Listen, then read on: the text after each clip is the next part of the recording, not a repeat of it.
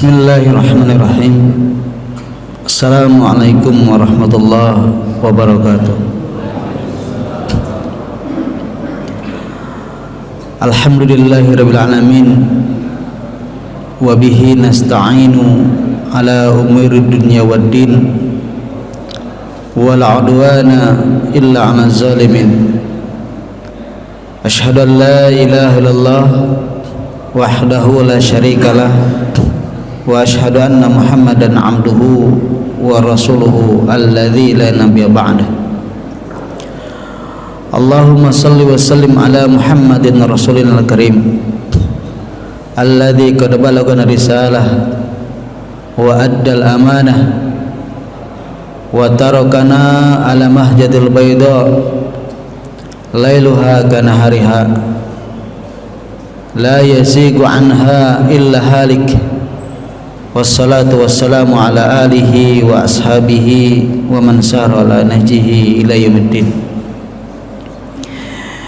Ikhwan fillah rahimakumullah, dalam kajian Shiratal Mustaqim, kajian pembahasan terkait dengan jalan yang lurus, di mana kita senantiasa berdoa kepada Allah Subhanahu wa taala dalam setiap salat-salat kita. Tak kurang dari 17 kali sehari semalam minimal seorang muslim meminta kepada Allah agar ditunjukkan kepada jalan yang lurus. Apalagi ditambah dengan salat-salat sunnahnya, maka tentu dengan banyaknya kita berdoa kepada Allah Subhanahu wa taala mengandung pengertian bahwa pertama, Shiratal Mustaqim ini begitu penting dan sangat penting bagi kita semua. Karena Shiratal Mustaqim ini adalah jalan yang akan menyelamatkan kita, jalan yang akan memberikan kepada kita petunjuk.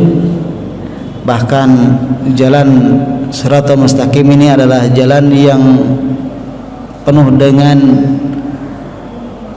kebahagiaan, ketentraman, ketenangan dari Allah Subhanahu wa taala sejatinya.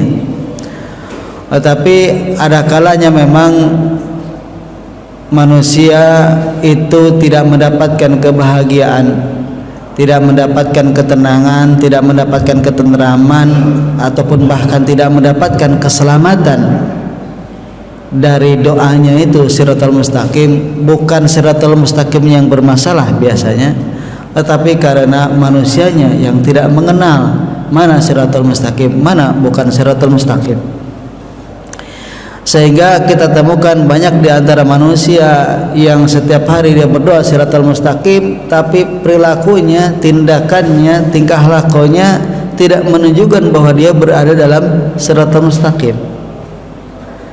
Makanya Allah Subhanahu wa taala menyebutkan dalam Al-Qur'an, ketika kita meminta kepada Allah tentang Shiratal Mustaqim, maka dilanjutkan yaitu Shiratal ladzina an'amta 'alaihim ghairil maghdubi 'alaihim waladdallin. Bahwa kita minta kepada Allah Shiratal Mustaqim, yaitu jalan yang lurus, jalan yang Engkau telah beri nikmat kepada mereka, bukan jalannya orang-orang yang Kau sesatkan, atau bukan jalannya orang yang Kau murkai dan jalan orang yang Allah Subhanahu wa taala sesatkan. Nah, di antara jalan-jalan yang dimurkai atau jalan-jalan disesatkan oleh Allah Subhanahu wa taala adalah jalan-jalannya setan. Maka pada kesempatan ini kita akan mengkaji tentang bagaimana kita mengikuti Shiratal Mustaqim ini, dilanjutkan yaitu dengan perintah agar kita berbeda dengan setan. Nah, tentu setan ini adalah jelas musuh yang nyata. Di dalam surah Al-Baqarah ayat 168 Allah Subhanahu wa taala berfirman, ya ayuhan nasu, wahai manusia, kulu mimma fil ardi halalan thayyiban. Wahai manusia, makanlah dari apa yang ada di bumi ini, halalan thayyiba, yang halal dan yang baik, atau yang halal juga baik. Wala tattabi'u khutuwati syaitan, janganlah kalian mengikuti langkah-langkah setan. innahu lakum aduwwum mubin, karena setan bagi kalian musuh yang nyata. Hadirin wa teman rahimakumullah, secara selintas dalam surah Al-Baqarah ayat 168 ini memberikan penjelasan kepada kita tentang bagaimana Allah Subhanahu wa taala sangat sayang, sangat rahman dan rahim kepada umatnya. Buktinya dalam bab makan saja Allah memberikan petunjuk gitu. Ya. Mana ada mungkin di agama-agama lain atau di ajaran-ajaran lain yang sampai detail seperti ini? Nggak ada. Islam memberikan penjelasan sangat detail kepada kita tentang bagaimana supaya kita mendapatkan siratal mustaqim. Di antaranya adalah dalam bab makanan. Ya. Di dalam bab makanan saja kita harus mengikuti siratal mustaqim tentunya ya. Apalagi kalau dalam bab yang lain. Nah, kalau pakai namanya qiyas aula ya. Jadi dalam bab makanan saja Islam menganjurkan kepada kita agar mengikuti siratal mustaqim, jangan mengikuti siratal maghdubi alaihim waladdallin. Mana siratal mustaqim dalam Al-Qur'an? Yaitu kulu mimma fil ardi halalan thayyiba. Makanlah oleh kalian, kata Allah, apa-apa yang ada di muka bumi ini yang halal dan yang baik. Jadi kita sebagai umat Islam, sebagai orang beriman, sebagai orang yang mengaku terhadap kebenaran Al-Quran, maka tentu kita dituntut agar tidak sembarangan dalam makanan ini. Karena ada istilah katanya, wah saya mah yang haram aja susah, apalagi yang halal kan gitu. Jadi banyak orang yang tidak peduli terhadap kehalalan makanan, banyak. Ribet amat, yang penting mah tidak merugikan orang lain dah, kan gitu. Ini berarti orangnya sembarangan. Padahal kita akan diminta oleh Allah Subhanahu wa taala pertanggungjawabannya nih. Terkait dengan makanan yang kita makan ini, dari mana diambilnya, kemudian bagaimana cara mengkonsumsinya, itu ada aturannya ternyata dalam Islam. Nah, teman-teman Allah, terkait dengan makanan, terkait dengan harta ini memang Islam sangat wanti-wanti ya. Bahkan mungkin saya bilang bisa sampai kepada derajat keras. Islam sangat keras dalam bab makanan ini. Dalam ayat yang lain Allah bahkan mengatakan, ya ladzina amanu la ta'kulu amwalakum bainakum bil batil. Wahai orang-orang beriman, janganlah kalian makan amwalakum, harta-harta kalian di antara kalian ini dengan cara batil. Jadi ada memang ya cara-cara orang dalam mendapatkan harta ini, cara-cara orang dalam mendapatkan makanan ini tidak sesuai dengan kriteria, tidak sesuai dengan petunjuk dari Allah Subhanahu wa taala, secara yaitu mengambilnya dengan cara yang batil. Makanya dalam ayat ini juga Allah mengatakan bukan halalan saja, tapi juga harus thayyib. Nah, ini menurut para ulama, halalan thayyiban ini mengandung dua pengertian. Halal secara zat, thayyib secara kasab gitu. Apa bedanya halal dan thayyib? Halal itu terkait dengan zatnya, terkait dengan jenis yang kita makan, itu harus halal, yakin itu halal. Karena sekarang ini banyak perkara-perkara yang meragukan. Contoh kayak vaksin sekarang nih. Vaksin rubella katanya yang dari Majelis Ulama Indonesia diragukan kehalalannya. Maka kita harus yakin bahwa apa yang kita konsumsi, apa yang kita makan, apa yang kita masukkan ke dalam perut kita, ke dalam perut anak-anak kita, istri kita, ini harus benar-benar yakin kehalalannya. Dan innal halala bayyinun wal harama bayyinun. Yang halal itu sebenarnya sudah jelas, yang haram juga sudah jelas ya. Sebenarnya nggak usah mikir-mikir gitu kan, nggak usah merasa tinggal dilihat saja ya. Yang haram kan sedikit sebenarnya, ya. Yang haram itu hanya sedikit dibanding dengan yang halal, banyak banget yang halal mah. Ya. Yang haram itu yang kalau di dalam Al-Quran kan hanya 4, yaitu hurimat alaikumul maitatu wadamu walamul hinziri wa ma uhilla li ghairillahi bih. Ya. Itu yang diharamkan. Ya, diharamkan pada kalian kata Allah, alaikumul maitatu bangkai, wadamu darah, ya. Walamul hinzir daging babi, wa ma uhilla li ghairillahi bih apa yang disembelih bukan karena Allah. Itu saja. Ya. Jadi dalam Al-Quran diharamkan itu pertama bangkai, kedua darah, ketiga daging babi, keempat hewan yang disembelih bukan karena Allah. Cuma memang pada faktanya kita suka sering tertukar atau mungkin sembarangan nih, ya. Mungkin terutama ibu-ibu ya, mohon maaf, apabila ke pasar itu beli ayam, beli ini tidak ditanyakan dulu kehalalannya. Ya. Contoh saya suka melihat, mungkin tidak semua, hanya sebagian kecil saja, ada orang yang sembarangan dalam menyembelih. Ya. Hewan belum mati, set, udah dilempar ke air. Ya. Akhirnya matinya di mana? Di air, bukan karena disembelih. Maka kalau hewan yang matinya di air bukan karena disembelih, berarti hukumnya apa? Bangkai. Kemudian kita beli, ya. Saya sering agak rewel ya ke tukang ayam itu, suka nanya, Mas ini benar kan ya penyembelih? Oh Pak Haji, ini yang ini juga Pak Haji besar gitu. Bukan masalah Pak Hajinya, saya bilang ini benar kan yang nyembelihnya gitu. Ya, karena kadang juga mohon maaf ya, karena mungkin tidak paham atau kurang pengertian dalam masalah syariat ini, banyak mengakibatkan tadi sembarangan, ya, menyembelih apa namanya hewan tadi, ya, ayam langsung dilempar saja, padahal sebelum mati beneran. Ini kan repot.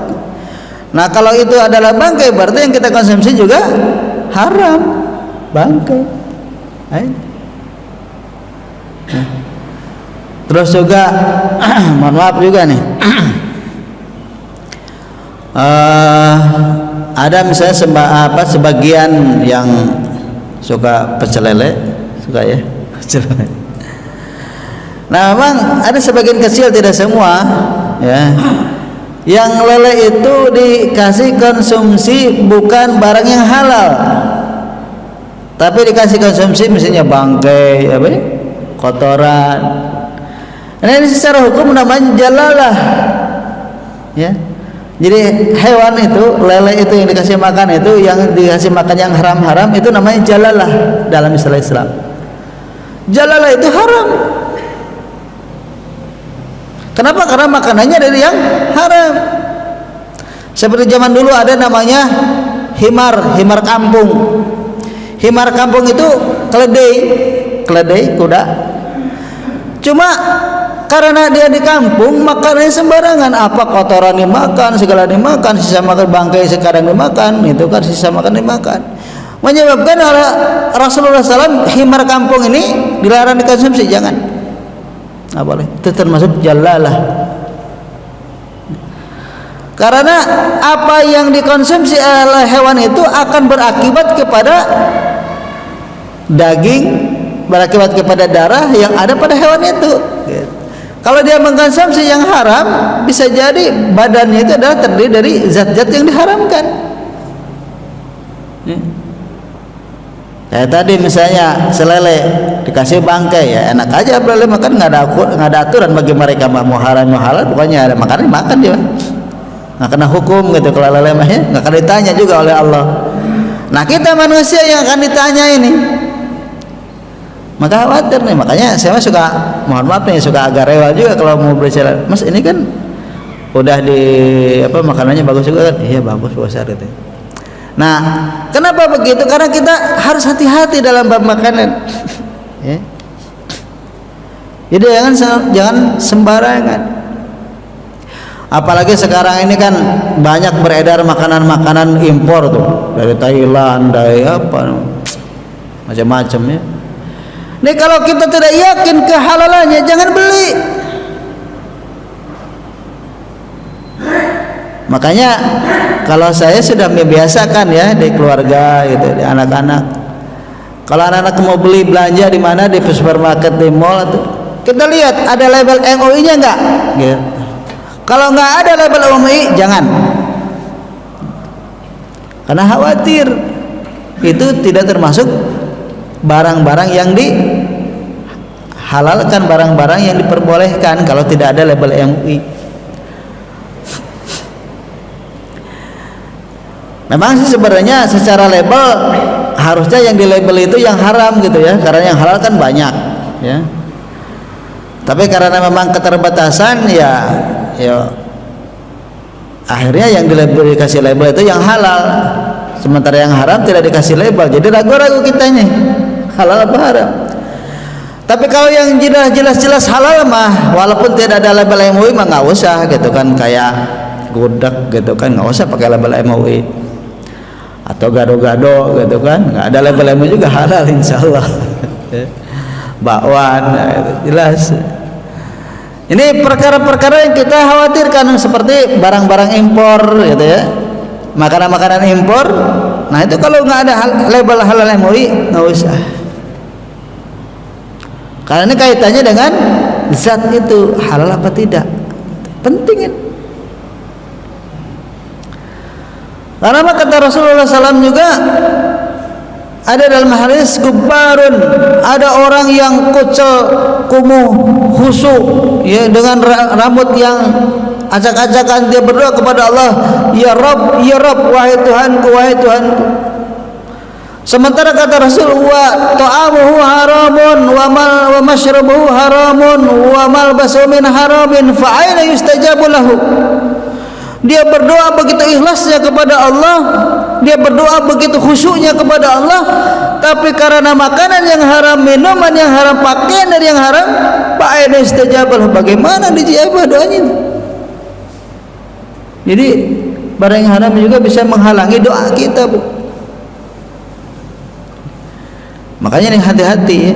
Islam itu sangat hati-hati dalam bab makanan ini. Selain yang 4 juga ada dalam Al-Quran adalah wa kullu dzi nabin minas sibab wa haram.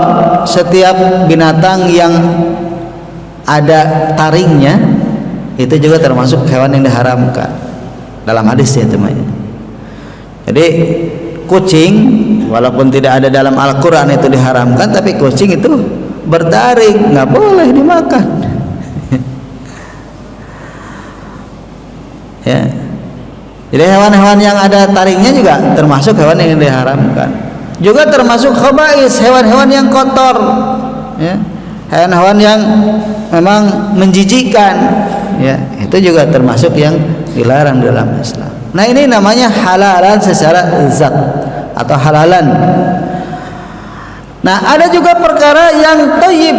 Nah, kalau thayyib ini kata para ulama adalah halal secara kasab, halal secara sebab. Beras halal jelas, ya kan? Telur halal, ya, semuanya halal. Tapi kalau dapat nyuri bagaimana? Ah, ini namanya thayyib, ya harus halal secara kasab. Halal secara zat, tapi kalau caranya tidak halal berarti tidak thayyib. Makanya dalam Al-Quran halalan thayyiba. Yang halal secara zat juga yang thayyib secara sebab, kita mendapatkan barang tersebut secara halal juga. Makanya dalam Al-Quran tadi wala taqulu amwalakum bainakum bil batil.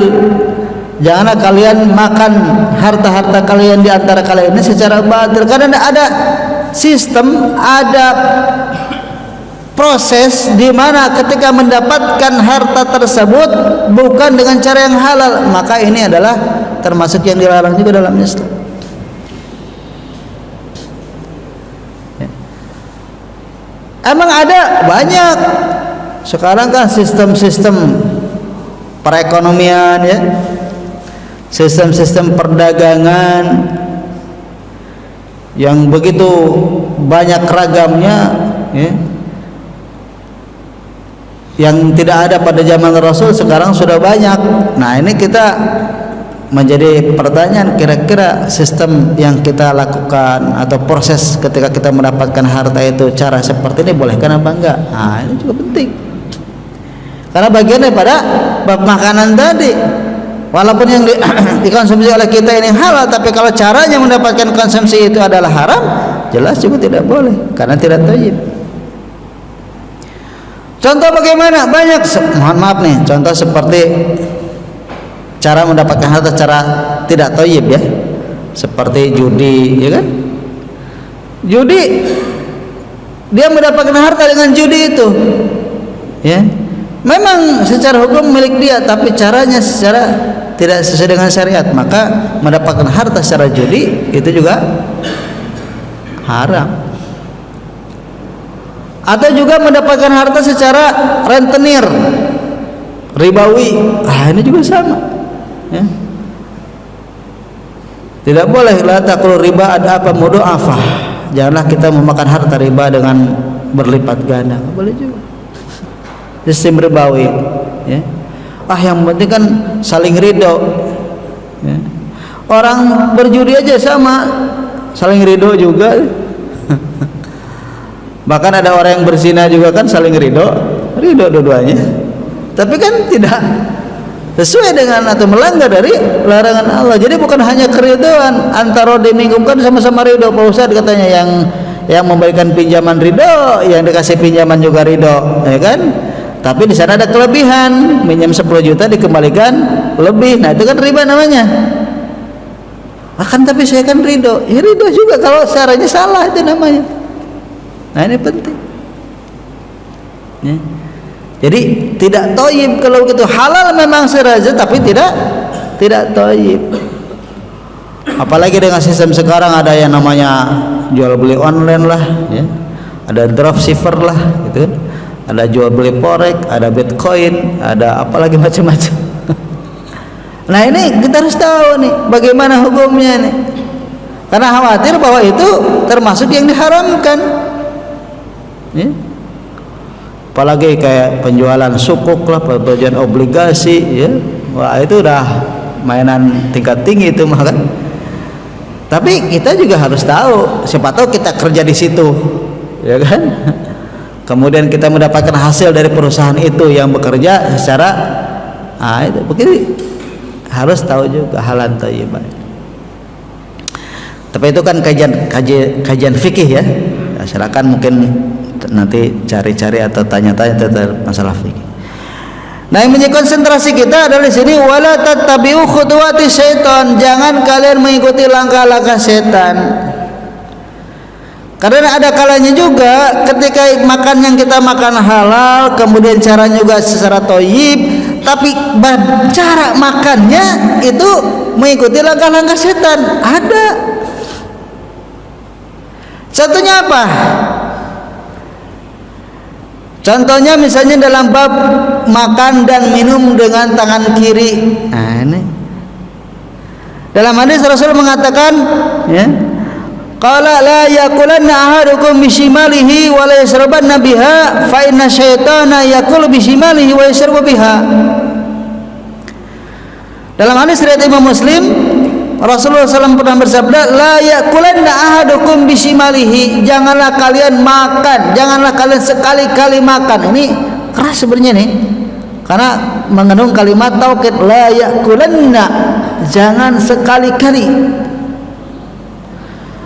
Jadi jangan sekali-kali kalian minum, makan dengan tangan kiri.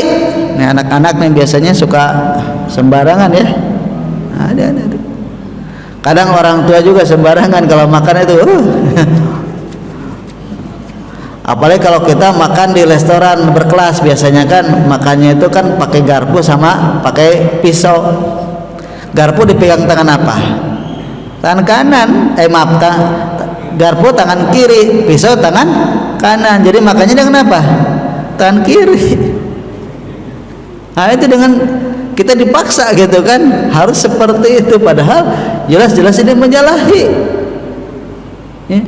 Makan dengan tangan kiri. Minum juga kadang, ya, ngambil dengan kan kalau minum kan pakai cerek atau pakai teko ya. Teko kita pegang dengan tangan kanan. cangkir dengan tangan kiri, langsung minum. Tangan kiri berarti yang minum secara tidak sengaja itu. Padahal ini adalah merupakan khutuwat setan, langkah-langkah setan.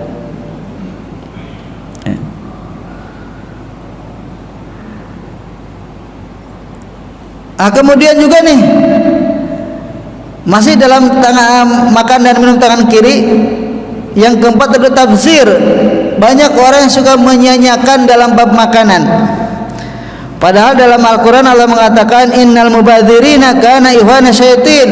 Mubadzir itu adalah bagian dari saudaranya setan. Jadi orang yang suka memubadzirkan harta, memubadzirkan makanan, itu adalah bagian dari setan, itu saudara setan. Bagaimana cara membazirkan makanan? Yaitu orang yang tidak menghabiskan makanan, itu tabzir namanya. Makanya kalau kita dulu dididik oleh orang tua kita kan, kalau makan itu harus sampai bersih, ya.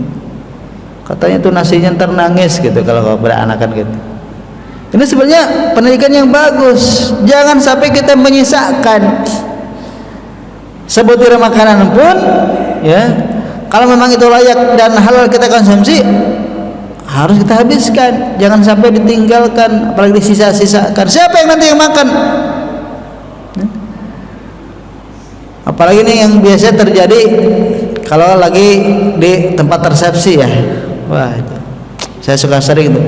Bukan sering lagi, hampir hampir tiap resepsi selalu ada kemubaziran makanan. Orang ngambil aja kan.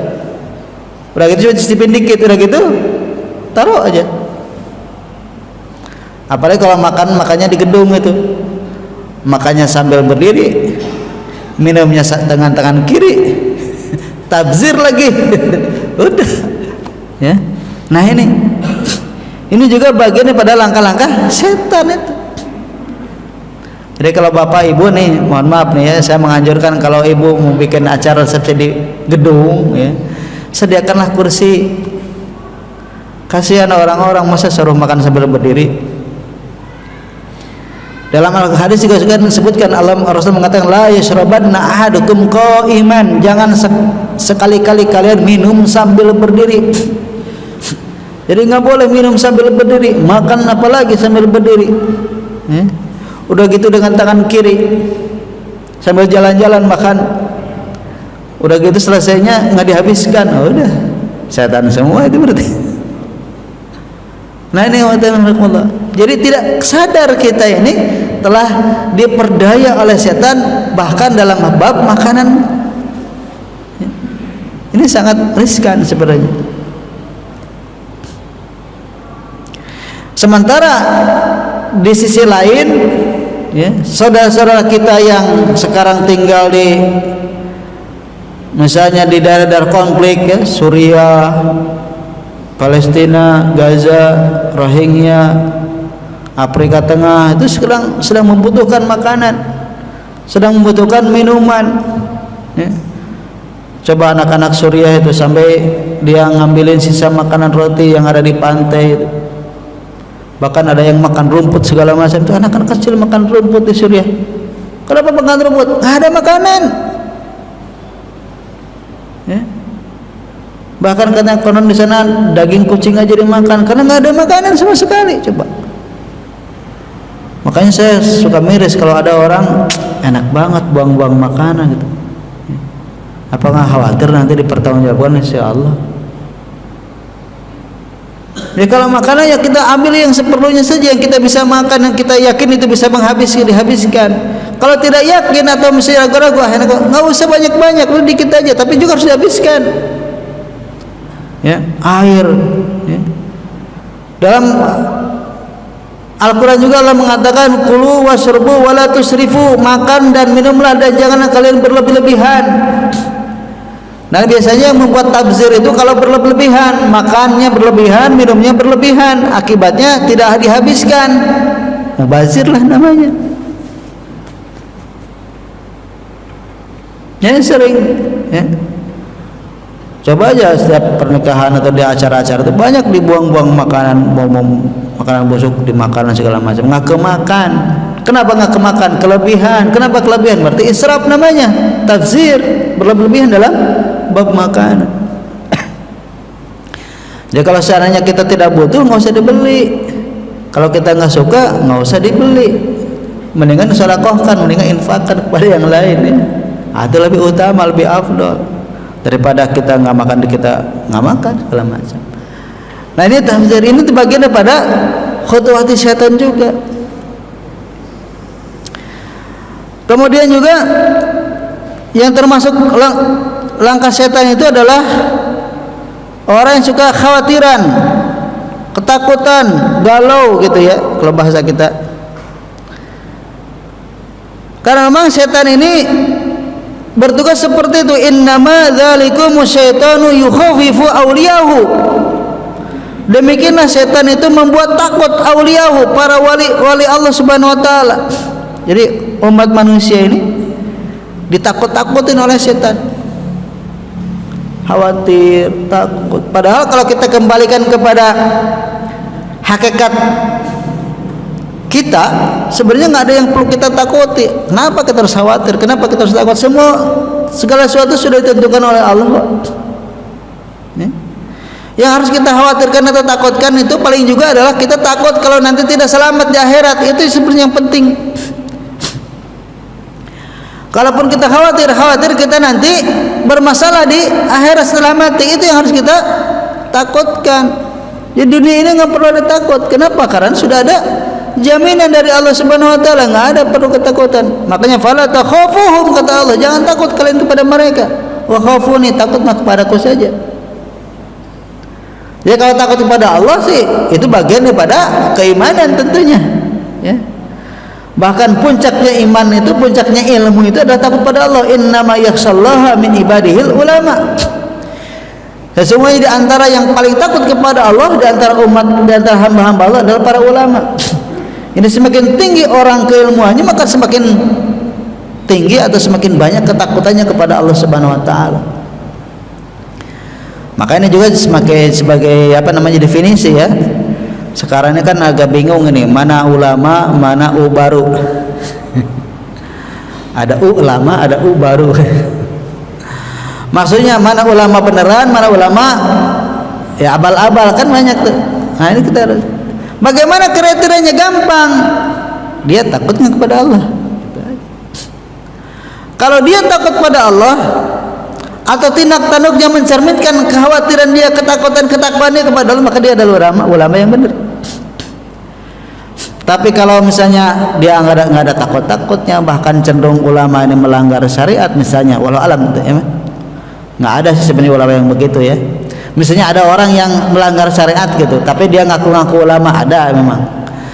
Nah, berarti dia bukan ulama, hanya ngaku-ngaku, karena nggak mungkin ulama itu melanggar syariat.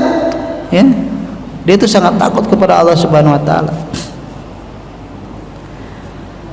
Jadi kekhawatiran, ketakutan itu wajar dan bagus, tapi diterapkannya kepada apa? Kepada Allah Subhanahu Wa Taala, bukan kepada yang lainnya.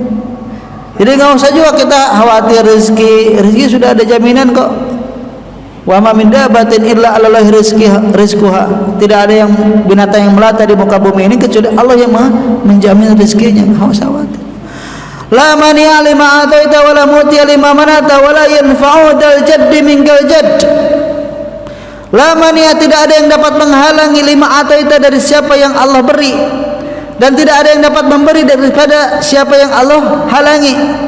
Wala muti lima manata wala yanfa'u dal jaddi minkal jadd, dan tidak ada yang dapat memberikan manfaat, orang yang mempunyai manfaat kecuali dari Allah Subhanahu wa taala. Itu keyakinan kita, Pak.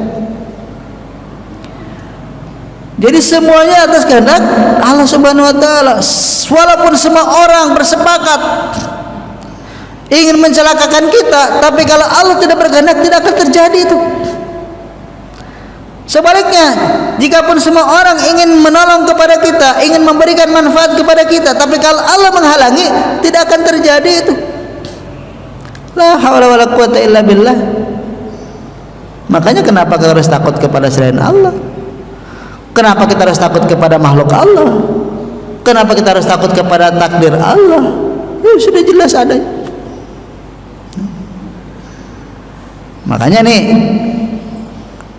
tugas menakut-nakuti tugas setan. Kalau kita ikut dengannya berarti ya ikut dalam khutuwati setan tadi, langkah-langkah setan.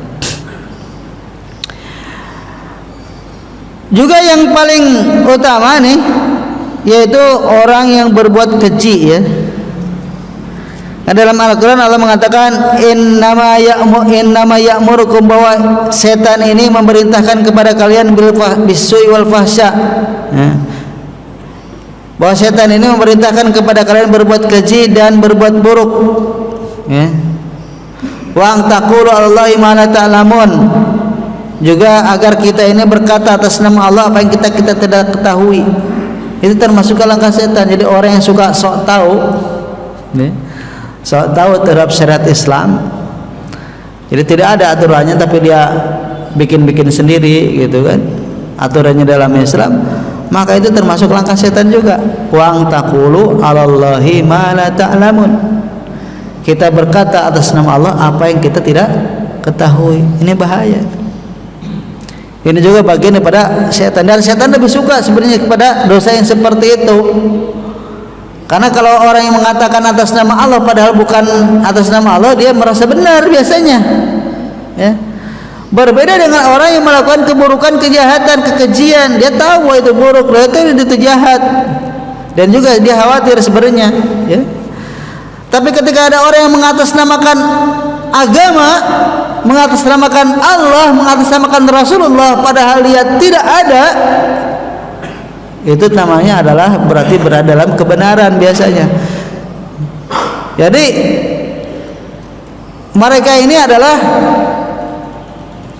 orang yang menyangka ya,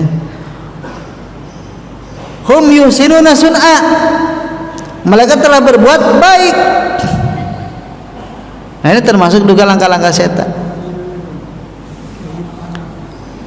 Ya Allah. Nah, contoh lain misalnya juga adalah yang suka mengikuti langkah setan, yaitu melakukan perbuatan-perbuatan yang tidak masuk logika, panjang angan-angan dan sesat menyesatkan. Kadang orang itu karena dia sudah tertipu oleh setan, yang tidak masuk logika pun dia lakukan. Tidak masuk logika, dilakukan aja ya. Seperti orang yang pengen ya jadi pemimpin, kan datang ke dukun, datang ke Nyi Roro Kidul, kan nggak masuk akal, apa hubungannya gitu. Tapi kalau udah setan diikutin aja kan itu. Juga panjang angan-angan. Nah, panjang angan-angan itu ya tadi yuhimul amalu. Memang tugas setan begitu kan. Di dalam Al-Qur'an jelas wa udillannahum wa la umanniyannahum wa la amurnahum. Jadi kata setan, aku akan sesatkan mereka dan aku akan berikan angan-angan kepada mereka, panjang cita-cita. Ntar deh kalau udah pensiun saya mau ke masjid dah. Ntar kalau udah beres nih urusan saya akan rajin ke musola dah. Ntar deh kalau begini saya mau begini. Itu namanya panjang angan-angan. Belum tentu kita hidup sampai situ, ya kan? Wah, nih sebenarnya saya tuh bukan tidak mau ke masjid Pak Ustaz, tapi gimana nih, saya belum kelar nih kehidupan saya. Dunia saya masih belum kelar. Kelar Pak, dunia mah gak bakalan kelar-kelar. Kelarnya kalau kita udah mati, kelar itu dunia. Jadi selama kita masih hidup gak bakalan kelar-kelar, bakalan beres-beres urusan dunia mah. Bahkan memang Allah sengaja gitu kan, setan begitu, alhaakumut takasur hatta zurtumul maqabir. Kalian ini akan dilalaikan kata Allah, at-takasur, dengan berlomba-lomba, dengan berlomba-lomba menumpuk harta benda, itu akan dilalaikan begitu. Coba aja lihat ya kan, setiap hari pagi dan petang itu kan jalan-jalan semuanya penuh, macet di mana-mana. Rata-rata untuk urusan apa? Bukan untuk urusan akhirat tuh rata-rata, walaupun ada juga sih ya. Kebanyakan untuk urusan dunia, untuk urusan perutnya.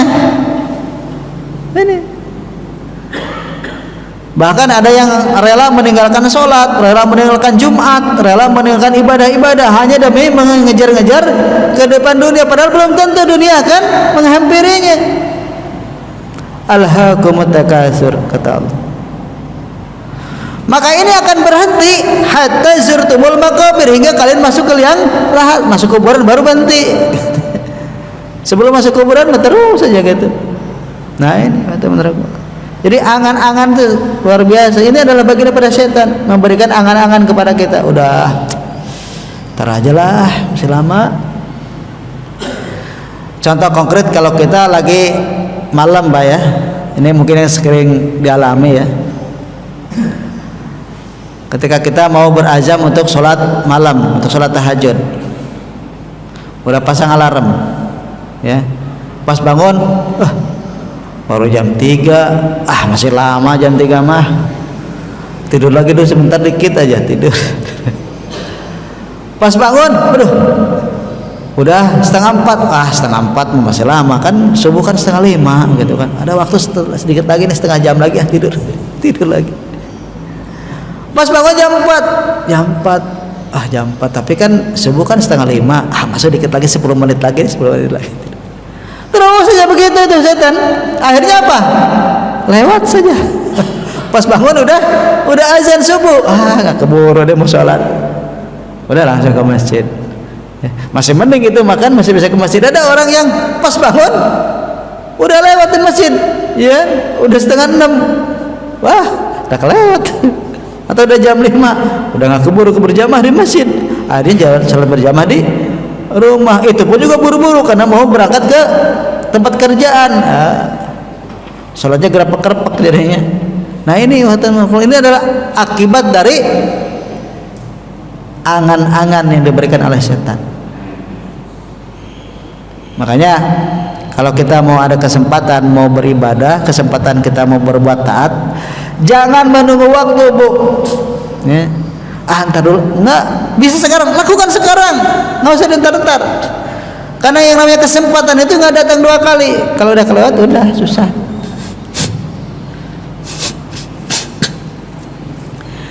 Kemudian bermusuhan, ya, menyebar kebencian, buruk sangka, ya. Ini juga bagian daripada langkah-langkah setan, memang begitu. Banyak ayatnya, banyak hadisnya. Saya cuma saya bacakan saja. Jadi memang setan ini,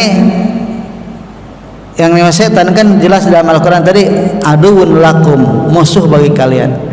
Yang namanya musuh itu tidak akan mungkin membiarkan yang dimusuhinya, tidak akan rela kalau yang dimusuhinya itu bahagia, nggak mungkin, apalagi selamat, mustahil.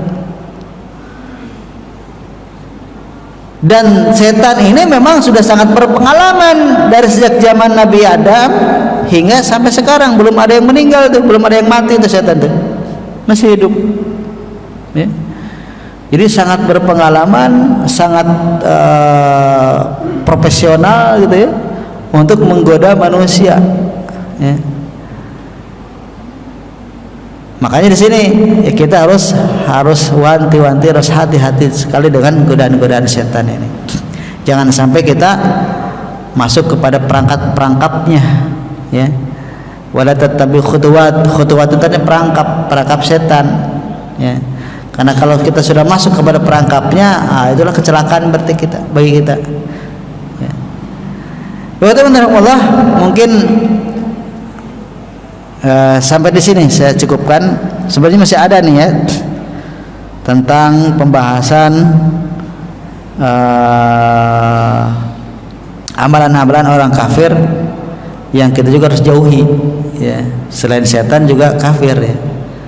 Karena kafir juga jelas ya musuh, dan juga orang kafir itu tidak akan pernah ridho lantar kal yahudi wala nasara hatta tattabi millatahum, ya. Ada perkara-perkara yang merupakan ajakan orang kafir atau langkah-langkah orang kafir yang diikuti oleh orang-orang Islam. Dan memang juga kata hadis Rasul mengatakan la tattabi'ana sunana man kana qablakum, pasti akan ada di antara kalian yang mengikuti sunnah-sunnah, kebiasaan-kebiasaan orang-orang sebelum kalian. Maksudnya sebelum kalian itu adalah orang-orang Yahudi dan Nasrani. Jelas mereka kafir, ya. hatta law dakhulu juhra dabbin ladakhaltum, kata Rasul, bahkan seandainya orang kafir ini masuk lubang biawak pasti kalian akan mengikutinya. Hadana labinali, selangkah demi selangkah, setapak demi setapak, itu pasti. Jadi ini juga langkah kedua ya, setelah kita menghindari setan, maka kita juga harus menghindari langkah-langkah tipu daya orang-orang kafir. Mungkin ada waktu, saya sengaja sisakan ada 15 menit mungkin untuk tanya jawab. Silakan kalau ada pertanyaan atau kepenasaran atau tambahan apapun terkait dengan materi yang kita sampaikan. Barakallahu fikum. Astagfirullahaladzim. Assalamualaikum warahmatullahi wabarakatuh. Waalaikumsalam.